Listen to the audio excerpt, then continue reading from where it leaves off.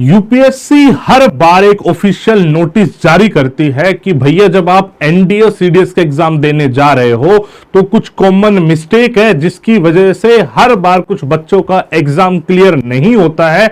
आप प्लीज वो ना करें। इस बार भी यूपीएससी ने वो ऑफिशियल नोटिफिकेशन रिलीज कर दी है जिसमें मैं एक एक चीज आपको डिस्कस करने वाला हूं कि किस तरीके से एग्जैक्टली आपको अपनी ओएमआर शीट भरनी है, अटेंडेंस शीट भरनी है, कौन सी चीजें मिस्टेक नहीं करनी है ताकि आपका एग्जाम कैंसिल होने से बच जाए। अच्छा, ये तो मैं बताऊंगा पूरी डिटेल में। इसके अलावा मैंने पहले भी आपको बताया है 15 डेज का रिवीजन चैलेंज एलडब्ल्यूएस ने लॉन्च कर दिया है। फ्री ऑफ कॉस्ट एकदम अफेयर है जहां पे हम आपको रोज के टारगेट देंगे, डेली के प्रैक्टिस क्वेश्चन देंगे, प्रैक्टिस क्लास लगाएंगे और साथ साथ ये भी बताएंगे आज एग्जैक्टली पढ़ना क्या है। अगर कोई बच्चा इस 15 दिन लगातार इस चैलेंज को फॉलो कर लेगा तो बहुत ज्यादा कॉन्फिडेंट फील करेगा और एग्जाम में जाके जब उस कॉन्फिडेंस के साथ वो क्वेश्चन मार्क कर रहा होगा ना तो गलतियां भी नहीं करेगा। ठीक है, तो उस चैलेंज के बारे में मैंने वीडियो बनाई है, वो देख लेना। कल सुबह यानी 25 तारीख को सुबह 6 बजे पहला टारगेट अपलोड हो जाएगा। सारे यारों दोस्तों को चैलेंज को शेयर भी जरूर करना। देखिए, यूपीएससी बोलता है कि आपकी जो अटेंडेंस शीट होती है और ओएमआर शीट होती है उसमें हर बार कुछ बच्चा कुछ गलती करता है जिसकी वजह से उनको मजबूरन उसका रोल नंबर कैंसिल करना पड़ जाता है, उसका नाम लिस्ट में आता ही नहीं है। कुछ बच्चे ऐसे होते हैं जो बोलते हैं सर मेरे नंबर तो कट ऑफ से बहुत ऊपर बन रहे थे लेकिन मेरा नाम तो है नहीं पीडीएफ में। उसका रीजन यही होता है और हर साल बिलीव मी मेरे पास पर्सनल कम से कम 20 से 30 बच्चे होते हैं तो ये सेम प्रॉब्लम बता रहे होते हैं। तो आप ये प्लीज ना करना, मार्क करना इन सारी चीजों को। तो एक ओएमआर शीट कुछ ऐसी दिखती है। ये यूपीएससी की ऑफिशियल ओएमआर शीट है जहां पे यहाँ पे roll number, subject, booklet series, centre लिखना होता है, सब्जेक्ट लिखना होता है और यहाँ पे आपको ये ओएमआर में गोले भरने होते हैं। राइट, अब इस गोले भरने और इसमें क्या गलती होते हैं बताता हूं।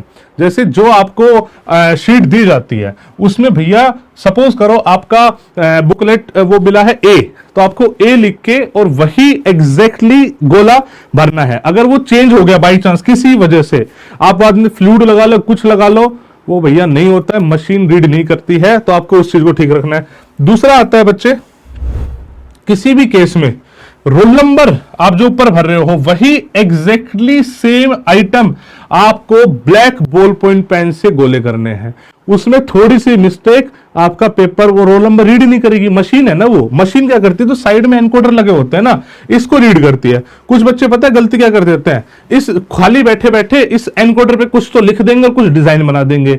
द मोमेंट आपने कुछ डिजाइन बना दिया, जो मशीन में पेपर जाएगा वो उसको रीड नहीं करेगा और अल्टीमेटली उसको पता ही नहीं है कि ये किस रोल नंबर की शीट है, तो आपका वहीं पे कैंसिल हो जाएगा। ये साइड में ये कोड होते हैं, बेसिकली हर शीट का एक कोड होता है, तो इस कोड में कभी भी गलती से भी पेन नहीं चलाना है। बिकॉज यहां भी कार्बन लगा होता है भैया, आपका ब्लैक पॉइंट पेन होता है तो उसमें गलती हो जाती है पूरी की पूरी। समझ रहे हो, जब भी आप सर्कल करते हो ना, गोला भरते हो, तो हमेशा प्रॉपर पूरा गोला भरना है और एक क्वेश्चन में एक से ज्यादा गोला नहीं भरोगे वरना क्वेश्चन कैंसिल हो जाएगा तुम्हारे लिए। वो आपको प्रॉपर राउंड करना है और हो सके तो एक मोटा निब का पेन यूज करना भैया, पतले पतले पेन मत यूज करना वरना इसी में ही आप मरे रह जाओगे, आपको पता नहीं लगेगा कि कब क्या भरना है। ठीक है, अब अटेंडेंस शीट की मिस्टेक बता देता हूं।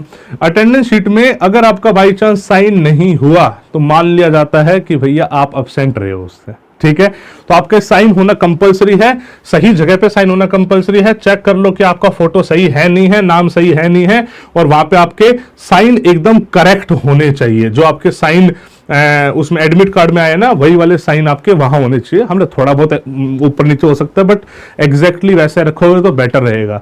वो कंफर्मेशन होती है, डबल कंफर्मेशन होती है कि आपने दिया था, और वो शीटें चेक भी होती है इफ रिक्वायर्ड, कभी भी किसी बच्चे पे कुछ भी इशू होता है तो ये मिस्टेक यूपीएससी हर बार ऑफिशियली अनाउंस करता है कि भैया बच्चे गलती करते हैं फिर बाद में बोलते हैं, इससे पहले इन सब चीजों को ध्यान रख लो। मैंने आपको बता दी, आई होप आप ये गलतियां नहीं करोगे और मैं ये भी उम्मीद कर रहा हूं कि 15 डेज के रिवीजन चैलेंज को जी जान से फॉलो करोगे और यारों दोस्तों को शेयर करोगे। मुझे पूरा भरोसा है आपकी करी हुई मेहनत डेफिनेटली रंग लाएगी और जब रिटर्न निकाल के एसएसबी में आप एलडब्ल्यूएस एसएसबी सेंटर में मिलोगे तो अलग ही जोश और एनर्जी होगी। Wish you all the best बच्चे। जय हिंद, जय भारत।